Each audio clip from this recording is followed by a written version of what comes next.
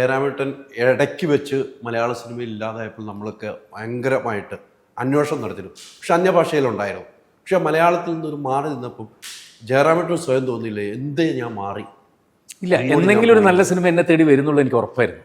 അത് ഉറപ്പാണ്, അതെനിക്ക് 100%. ജയറാമേട്ടൻ ആ സമയത്താണെങ്കിൽ അലവൈകുണ്ഠപുരം പോലത്തെ വലിയ പാൻ ഇന്ത്യൻ സിനിമകളുടെ ഭാഗമായിട്ടും നമ്മൾ കണ്ടില്ലേ, വലിയ കഥാപാത്രങ്ങളൊക്കെ ആയിട്ട് കണ്ടു.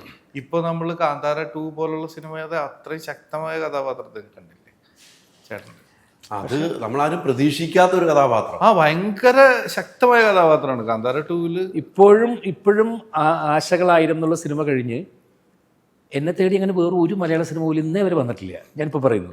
പക്ഷേ ഇപ്പം ഇത് കഴിഞ്ഞാൽ പോകുന്നത് തമിഴ്, ഞാൻ ഉർവശിയും കൂടി ചെയ്യുന്ന സിനിമ, അത് കഴിഞ്ഞാൽ ഞാനും മാധവനും കൂടി ചെയ്യുന്ന GD എന്നുള്ള തമിഴ് സിനിമ, ധനുഷിൻ്റെ കൂടെ ഇപ്പോൾ ഒരു സിനിമ ചെയ്തുകൊണ്ടിരിക്കുന്ന ഷൂട്ടിംഗ് നടന്നുകൊണ്ടിരിക്കുന്നു.